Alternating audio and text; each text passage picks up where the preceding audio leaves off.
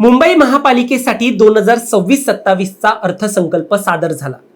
80,952 कोटी रुपयांचा हा अर्थसंकल्प 8 मे रोजी मंजूर झाला होता.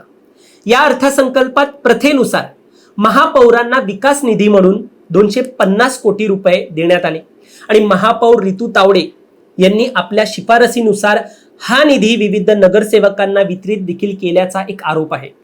मंडळी, याच वाटपावरून सध्या मोठा वाद निर्माण झालाय. ज्याप्रमाणे महापौर रितू तावडे यांनी हा निधी वाटलाय त्यानुसार भाजप हा ठाकरे गटाकडून जुना बदला घेताय का आणि मागच्या बीएमसीतील सरकारने त्यांना योग्य पद्धतीने निधी वाटला नाही, भाजपला योग्य पद्धतीने निधी वाटला नाही असा आरोप लावत त्याच गोष्टीचा वचपा पुन्हा काढताय का असा प्रश्न निर्माण होतोय. विरोधक आरोप करतायत महापौर रितू तावडे यांनी निधी वाटपात फक्त घाटकोपरचा विकास ठरवलाय, त्यांच्याच भागात मोठ्या प्रमाणात निधी वाटप सुरू आहे. त्यामुळे हा विषय नेमका काय आहे हे जाणून घेणं महत्त्वाचं ठरतंय. या व्हिडिओच्या माध्यमातून आपण याच विषयावरती चर्चा करणार आहोत. दरम्यान तुम्ही चॅनलवर नवीन आलाय तर लगेच सबस्क्राईब करा प्राईम टाइम महाराष्ट्राला, कारण असे राजकीय घडामोडी आणि घडामोडींमागील राजकारण आम्ही नेहमी तुमच्यासाठी घेऊन येत असतो. माझं नाव ओंकार साळवी आणि या विषयाला आपण सुरुवातीपासून सुरू करूया. तर मंडळी, सगळ्यात आधी महापौर विकास निधीचा एकूण वितरण पाहूया.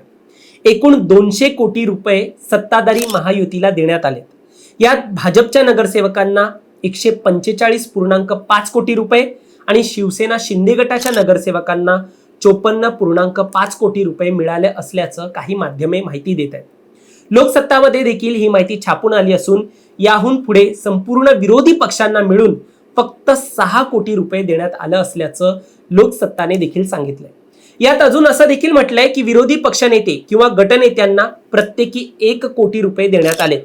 विश्लेषकांच्या म्हणण्यानुसार जर एखादा पक्षाचा गटनेता खुश राहतो, त्याला जर अतिरिक्त निधी दिला गेला तर तो या विषयाचा बाऊ करत नाही. गटनेत्याला शांत ठेवण्यासाठी अशा प्रकारे निधी वाटप केलं जातं असं विश्लेषक म्हणतात.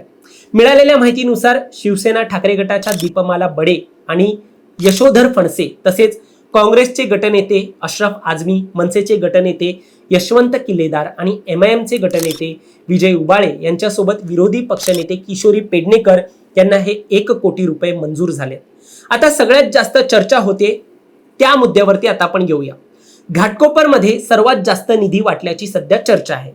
पाहायचं झालं तर महापौर रितू तावडे या घाटकोपरमधील नगरसेविका आहेत आणि आता तर ते महापौर झाल्याने घाटकोपर पूर्व विधानसभा मतदारसंघात एकूण 42 कोटी रुपये निधी देण्यात आलाय. घाटकोपर पूर्व आणि पश्चिम मिळून 58 कोटी रुपये इतका निधी देण्यात आला असल्याचं सांगितलं जात आहे, जो की मुंबईतील सर्वाधिक वाटा आहे. घाटकोपर पूर्व आणि पश्चिम मध्ये प्रभागाप्रमाणे समोर आलेले हे आकडेच पहा. कुणाला 5 कोटी तर कुणाला 10 कोटी तर कुणाला 26 कोटी अशा पद्धतीचा निधी वाटप झालाय, ज्यामध्ये घाटकोपर पूर्व आणि पश्चिम मध्ये भाजप आणि महायुतीच्या नगरसेवकांना भरघोस निधी मिळाला असल्याचं दिसतंय. या वाटपावरून आता विरोधकांनी आक्षेप घेतलाय शिवसेना ठाकरे आणि काँग्रेसच्या नगरसेवकांना निधीच दिला नाही असा आरोप होतोय. दिंडोशी येथील मनसेच्या नगरसेविका सुरेखा लोके यांनी महापौर रितू तावडे यांच्याकडे पत्र लिहून आपला प्रभाग दत्तक घ्या अशी मागणी केली. या संपूर्ण प्रकरणानंतर आता महापौर रितू तावडे यांच्यावर एकतर्फी विकासाचा आरोप होतोय. मात्र यावर प्रतिक्रिया देताना रितू तावडे म्हणतायत, आधीच्या कार्यकाळात भाजपच्या नगरसेवकांना निधीच दिला नव्हता. आतापर्यंत इतक्या वर्षात कधीही त्यांना स्वतःला महापौर विकास निधी मिळाला नव्हता. मुंबई महापालिकेच्या सर्व नगरसेवकांना सरसकट 1,60,00,000चा निधी मिळतो. त्यातही विकासाची कामे करता येतात. विरोधकांनी आरोप करण्यापेक्षा अभ्यास करावा असं त्यांनी म्हटलंय. तर मंडळी, एकूण त्यांच्या या प्रतिक्रियेमुळे मागच्या सरकारचा हा बदला आहे का असा प्रश्न उपस्थित होतोय. महत्वाचं म्हणजे महापालिकेच्या स्थायी समितीमधील विकास निधीच्या वाटपावरून देखील आधीच वाद झाला होता. त्यानंतर आता महापौर निधीच्या वाटपाकडे लक्ष लागलं होतं. पण महापौर रितू तावडे यांनी भाजपला सर्वाधिक आणि त्या खालोखाल शिवसेना शिंदे गटाला निधी दिल्याचं म्हटलं जात आहे. त्यामुळे मुंबई महापालिकेत निधी वाटप हा चर्चेचा आणि वादाचा विषय बनलाय.